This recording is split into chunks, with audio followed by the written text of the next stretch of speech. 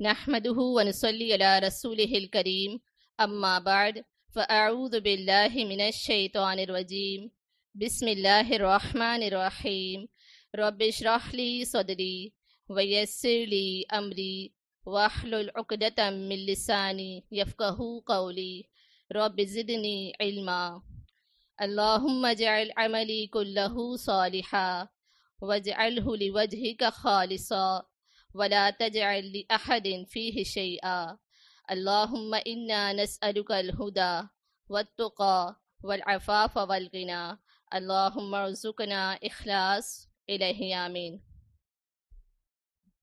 کتاب الصیام، روزوں کے مسائل۔ آج سے ہم کتاب الصیام شروع کرتے ہیں۔ اس کتاب میں روزوں سے متعلق وہ تمام مسائل شامل کیے گئے ہیں جو احادیث صحیحہ سے ثابت ہیں۔ رمضان المبارک اسلامی سال کا 9واں مہینہ ہے اور یہ مہینہ بڑی فضیلت اور اہمیت کا بھی حامل ہے۔ رمضان المبارک کی سب سے بڑی سعادت اور اس کا سب سے بڑا اعزاز یہ ہے کہ اس مبارک مہینے میں اللہ تعالیٰ کا کلام نازل ہوا۔ سورۃ البقرہ کی آیت نمبر 185 میں ارشاد ہے، شہر رمضان الذی انزل فیہ القرآن۔ یہ مہینہ ہر سال اپنی بہاریں اور رونقیں لے کر چند دن کے لیے آتا ہے۔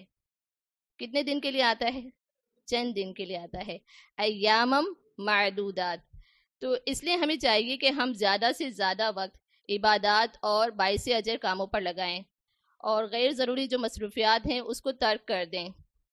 یہ وہ مہینہ ہے جس کے آغاز سے ہی جنت کے دروازے کھول دیے جاتے ہیں اور جہنم کے دروازوں کو بند کر دیا جاتا ہے، اور اہل ایمان کو شیطانی ہتھ کنڈوں سے محفوظ رکھنے کے لیے گمراہ کن شیاطین اور سرکش جنوں کو بھی جکڑ دیا جاتا ہے۔ کیوں جکڑ دیا جاتا ہے؟ عبادت میں آسانی ہو، تاکہ لوگ نیکی، صدقہ و خیرات، ذکر الہی، انفاق فی سبیل اللہ، تلاوت قرآن، قیام اللیل اور دیگر نیک اعمال میں ذوق و شوق سے حصہ لے سکیں۔ اب یہ عام مشاہدہ بھی ہے کہ ہم دیکھتے ہیں کہ اس مبارک مہینے میں مسجدوں کی رونقیں دوبارہ ہو جاتی ہیں۔ ایسا ہی ہے، ایسے ہی دیکھنے میں آتا ہے نا، اور ماحول میں ایک تبدیلی سی بھی آ جاتی ہے، ہر طرف روحانی ماحول ہوتا ہے، اور اس مہینے میں دینی ماحول کے اثر سے لوگوں کے دل بھی اس قدر متاثر ہو جاتے ہیں کہ نیک اعمال کا اہتمام دوسرے دنوں کے مقابلے میں زیادہ آسان ہو جاتا ہے ہمارے لیے۔ اور پھر دن بھر روزہ رکھ کر رات کی تھکان اور کمزوری کے باوجود بھی قیام اللیل کی لمبی لمبی رکعتیں ادا کرنا بھی اس مہینے کا خاصہ ہے۔ اچھا، جن لوگوں پر فرض نمازیں بھی بھاری ہوا کرتی تھیں عام دنوں میں، لیکن رمضان کے مہینے میں وہ لمبی لمبی رکعتوں میں صف میں ہاتھ باندھے کھڑے ہوئے دکھائی دیتے ہیں۔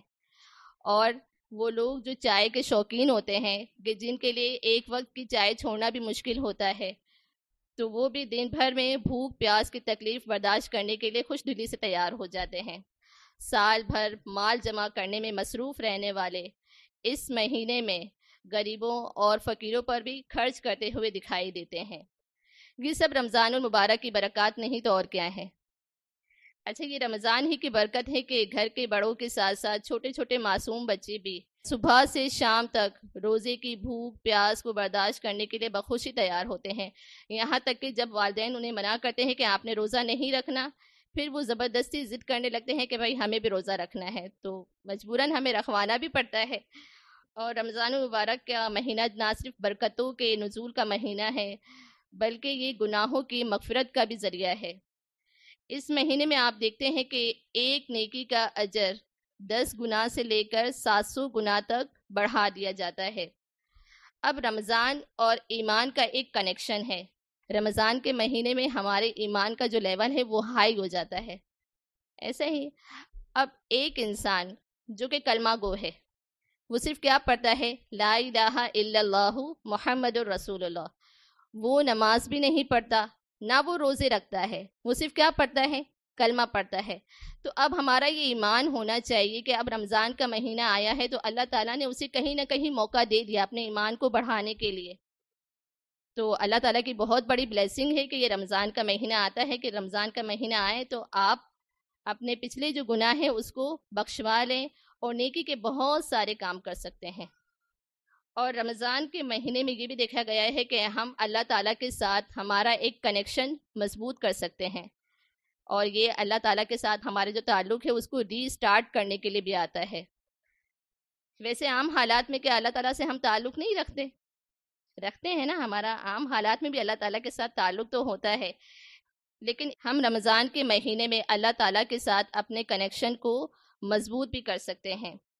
اچھا، رمضان المبارک کا مہینہ آتا ہے تو یہاں جتنے بھی اسٹوڈنٹس بیٹھے ہیں آپ سب کی مختلف فیلنگس ہوگی، سب کی الگ الگ فیلنگس ہوگی۔ کچھ فیلنگس میں اگر آپ کو بتاؤں کہ کچھ لوگ سوچتے ہیں کہ بھائی رمضان المبارک آ رہا ہے تو روٹین ہماری بڑی ٹف ہو جائے گی، اور کچھ لوگ تو بہت شوق سے اس مہینے کا انتظار کرتے ہیں، اور کچھ لوگ جو کھانے کے شوقین ہوتے ہیں، جنہیں کھانے کا بہت شوق ہوتا ہے، تو وہ تو بھوک پیاس کا سوچ کر ہی گھبراہٹ ہونا شروع ہو جاتی ہے ان لوگوں کو۔ اور کچھ لوگ ایسے بھی ہوتے ہیں کہ جو یہ سوچتے ہیں کہ بھئی رمضان کا مہینہ آ رہا ہے اور ظاہر ہے اسے ضائع تو نہیں کر سکتے، تو مجھے قیام اللیل بھی پڑھنی ہے، مجھے لمبی لمبی رکعتیں بھی ادا کرنی ہیں، مجھے نوافل کی کثرت بھی کرنی ہے، اتنے اذکار بھی کرنے ہیں، مجھے عبادات میں خوب محنت کرنی ہے۔ تو وہ سوچتے ہیں کہ محنت والی عبادتوں اور نمازوں کے دن آ رہے ہیں۔ تو کیا آپ سب رمضان کے منتظر ہیں؟ انتظار کر رہے ہیں آپ سب؟ وہ کہ ابھی اس میں ٹائم ہے، کتنے مہینے باقی ہیں؟ 4 مہینے باقی ہیں۔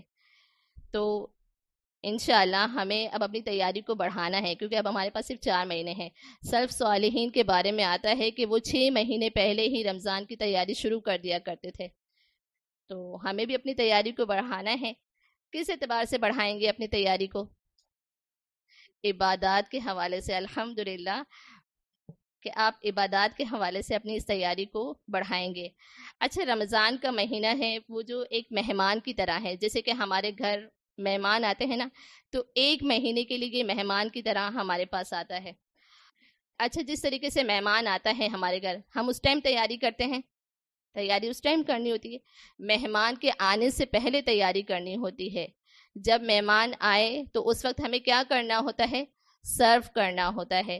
تو انشاءاللہ رمضان کا مہینہ آنے سے پہلے ہمیں اس کی تیاری کرنی ہے، اور جیسے کہ ہم چاہتے ہیں کہ ہمارے گھر مہمان آئے تو ہم اپنی جو بیسٹ ٹائم ہے ہم ان کے ساتھ گزارنا چاہتے ہیں، ہم چاہتے ہیں کہ ہم اپنا بہترین وقت ان کے ساتھ گزاریں۔ تو انشاءاللہ ہمیں کوشش کرنی ہے کہ ہم اس مہینے کا بے چینی کے ساتھ انتظار کریں، اور اس مہینے کے ساتھ اپنے جذبات کو اٹیچ کر لیں۔ اور ہمارا یہ کلچر بھی ہے کہ جب مہمان آتا ہے ہمارے گھر، خالی ہاتھ آتا ہے، کچھ تحفے تحائف لے کر آتا ہے۔ تو جب رمضان کا مہینہ آتا ہے تو بہت سارے تحفے تحائف لے کر آتا ہے، اور جیسے کہ مہمان جاتا ہے تو ہم بھی انہیں کچھ تحفہ دیتے ہیں۔ حالانکہ اس کا اسلام سے کوئی تعلق نہیں ہے، اور یہ کوئی فرض بھی نہیں ہے، یہ صرف ایک محبت اور شیئرنگ ہے جو کہ ہم آپس میں ایک دوسرے کے ساتھ کرتے ہیں۔ تو رمضان کا مہینہ آتا ہے تو ہمارے لیے نیکی کرنے کے بہت سارے تحفے لے کر آتا ہے، جس میں ایک نیکی کا اجر کئی گنا بڑھا دیا جاتا ہے۔ اور جب رمضان کا مہینہ جو کہ ہمارے لیے مہمان ہے جاتا ہے تو تب بھی وہ ہمیں ایک تحفہ دے کر جاتا ہے۔ وہ کیا ہوتا ہے؟ مقصد کا تحفہ دے کر جاتا ہے۔ اور مقصد کیا ہے ہمارا اس روزے سے؟ لعلکم تتقون، تقوی کا تحفہ دے کر جاتا ہے۔ اور اگر شب قدر بھی نصیب ہو جائے ہمیں اس رمضان کے مہینے میں تو مغفرت کا بھی تحفہ دے کر جاتا ہے۔ تو اس رمضان ہمیں کوشش کرنی ہے کہ اللہ تعالیٰ کے ساتھ ہمارا تعلق بن جائے، اور اللہ تعالیٰ سے ہماری محبت بڑھ جائے۔ جب اللہ تعالیٰ کے ساتھ ہماری محبت بڑھے گی تو عبادت کرنا ہمارے لیے آسان ہو جائے گا، نیند کو قربان کرنا آسان ہو جائے گا۔ صرف ایک چیز ہوگی، کیا ہوگی؟ محبت ہوگی۔ محبت سب کچھ کروا لیتی ہے۔ ہم جس سے محبت کرتے ہیں اس کے لیے ہم کچھ بھی کر سکتے ہیں، ایسا ہی ہے۔ تو اس رمضان ہم نے اپنی اور اللہ کی محبت کو اتنا بڑھانا ہے کہ جب ہمارے کانوں پر اس کا کوئی حکم سنائی دے تو ہم سستی نہ کریں، ہم اگنور بھی نہ کریں، بلکہ ہم آگے بڑھ کر سمعنا و اطعنا کی کیٹیگری میں آ جائیں انشاءاللہ۔ اچھا، رمضان کے بارے میں اب تک آپ کو جو کچھ بھی معلوم تھا، جیسے کہ آپ نے کوئی لیکچر سن لیا یا کوئی اوتھینٹک بات آپ کو کہیں سے پتہ چل گئی، یا تو آپ کے گھر کے بڑوں سے آپ نے کچھ سن لیا رمضان کے بارے میں، یہ صرف ایک خبر تھی، یہ علم الیقین کا درجہ ہے۔ لیکن جب آپ کتاب سے پڑھیں گے، کتاب آپ کے سامنے ہوگی، تو پھر یہ کون سا درجہ ہو جائے گا؟ عین الیقین کا درجہ ہو جائے گا۔ اور جب آپ اس کتاب کو پڑھتے ہیں اور اس پر عمل کرتے ہیں اور اس علم کی حلاوت کو آپ پاتے ہیں، اس علم کو اپنے اندر اترتا ہوا محسوس کرتے ہیں، تو یہ کون سا درجہ ہوگا؟ پھر حق الیقین کا درجہ ہو جائے گا کہ واقعی آپ نے اس علم کو حق سمجھا ہے اور آپ نے اپنے عمل سے اس کی تصدیق بھی کی ہے۔ اچھا، کچھ چیز اگر آپ اپنے پاس لکھنا چاہیں تو آپ ضرور لکھیے گا۔ روزے کو عربی زبان میں صوم کہتے ہیں اور اس کا لفظی معنی ہے رک جانا۔ روزے کو عربی زبان میں صوم کہتے ہیں، اس کا لفظی معنی ہے رک جانا۔ صائم روزے دار کو کہتے ہیں، یعنی جو روزہ رکھنے والا ہوتا ہے اس کو کیا کہتے ہیں؟ صائم کہتے ہیں۔ اور اس کا معنی یہ ہے کہ صائم اس گھوڑے کو کہتے ہیں جسے اس کا مالک بھوکا پیاسا رکھ کر خوب دوڑاتا ہے تاکہ اس کے اندر قوت برداشت پیدا ہو اور وہ جنگ میں دشمن کے مقابلے میں زیادہ سے زیادہ مدافعت بھی کر سکے۔ قرآن پاک میں جہاں کہیں بھی روزے کی فرضیت کی بات آتی ہے تو اللہ تعالیٰ کا ارشاد ہے قرآن پاک میں سورۃ البقرہ کی آیت نمبر 183 میں، یا ایھا الذین آمنوا کتب علیکم الصیام کما کتب علی الذین من قبلکم لعلکم تتقون۔ اے لوگوں جو ایمان لائے ہو، تم پر روزے فرض کیے گئے ہیں جیسا کہ تم سے پہلے لوگوں پر فرض کیے گئے تھے تاکہ تمہارے اندر تقوی پیدا ہو، تم متقی اور پرہیزگار بن جاؤ۔ اب اس سے ہمیں یہ بھی معلوم ہوتا ہے کہ پہلی امتوں میں بھی یہ عمل رہا ہے۔ کون سا عمل؟ روزہ رکھنے کا عمل۔ اور ہمارے اوپر بھی اللہ سبحانہ و تعالیٰ نے اس عمل کو یعنی روزہ رکھنا ہمارے اوپر فرض قرار دیا ہے۔ اب تقوی کے بارے میں دیکھتے ہیں کہ تقوی کیا ہے۔ اللہ کی ناراضگی سے بچنے کے لیے ان کاموں کو کرنا جسے کرنے کا حکم اللہ تعالیٰ نے ہمیں دیا ہے، اور ان کاموں سے خود کو روک لینا جن سے رکنے کا حکم اللہ تعالیٰ نے ہمیں دیا ہے۔ اب چاہے وہ چیزیں ہمارے نفس کو کتنی ہی پسند کیوں نہ ہوں، وہ کام ہمیں نہیں کرنے، اور آخرت کی کامیابی کے لیے تقوی لازمی شرط ہے۔ تو کیا معلوم ہوا کہ انسان بھوک پیاس کی تکلیف برداشت کرے اور اس کے اندر ایسی قوت برداشت پیدا ہو جو اس کو ایسی چیزوں میں کام آئے جو شیطان کے وسوسوں کی وجہ سے انسان کے اندر پیدا ہو جاتی ہے۔ آپ جانتے ہیں کہ ہمارا دشمن کون ہے؟ شیطان۔ شیطان ہمارا کھلا دشمن ہے اور ہمارا ابدی دشمن ہے۔ تو شیطان کے مقابلے کے لیے انسان کو طاقتور ہونے کی ضرورت ہے، اور یہ طاقت کہاں سے آئے گی؟ کہیں بازار سے مل جائے گی یا کوئی طاقت کے سرپ پینے سے آ جائے گی؟ نہیں نا، یہ طاقت ایمانی طاقت ہے۔ اور یہ طاقت کہاں سے آئے گی ہمارے اندر؟ جب ہم اللہ کا حکم مانیں گے اور اللہ کی اطاعت کریں گے تو یہ ایمانی طاقت ہمارے اندر آ جائے گی، روحانی طاقت۔ اس سے ہم شیطان کا مقابلہ کر سکتے ہیں۔ روزہ ایک پرمشقت عمل ہے۔ کھانا پینا چھوڑ کر دن بھر بھوک پیاس کی تکلیف برداشت کرنا تو ہمارے نفس کو بالکل بھی اس کی عادت نہیں ہے، اور ہمارے نفس کو بالکل پسند بھی نہیں ہے۔ ہمارا نفس جو ہے وہ لذتوں کا عادی ہے، راحت کا طالب ہوتا ہے، اسے یہ چیزیں بالکل بھی پسند نہیں ہیں۔ تو روزے کی حالت میں خاص طور پر خود کو کھانے پینے سے روک لینا۔ دیکھیں، کھانا پینا جو ہے انسان کی بہت بڑی ضرورت ہے نا، کھائے پیے بغیر انسان زندہ رہ سکتا ہے؟ نہیں رہ سکتے۔ اور یہ انسان کی بہت بڑی کمزوری بھی ہے۔ جب انسان اپنی اس کمزوری پر قابو پا لیتا ہے تو اس کے اندر ایک بہت بڑی طاقت پیدا ہو جاتی ہے، قوت پیدا ہو جاتی ہے۔ جیسے کہ آج کے لیکچر میں بھی آپ نے سنا کہ باجی نے کیا کہا ہے کہ کھانے پینے کی اور نیند کی جو ٹائمنگ کو ہے نا اس کو مینیج کرنا ہے آپ نے انشاءاللہ۔ اور پھر دوسری چیز شہوت، یعنی جماع سے خود کو روک لینا۔ تو شہوت کو کنٹرول کر کے بھی انسان کے اندر بڑی قوت پیدا ہو جاتی ہے۔ اور تیسری چیز نیند پہ کنٹرول ہو جاتا ہے۔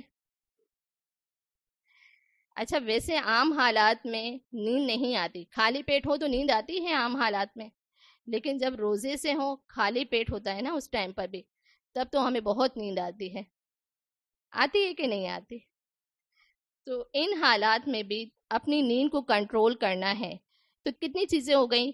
3 چیزیں ہو گئیں، بھوک، شہوت اور نیند۔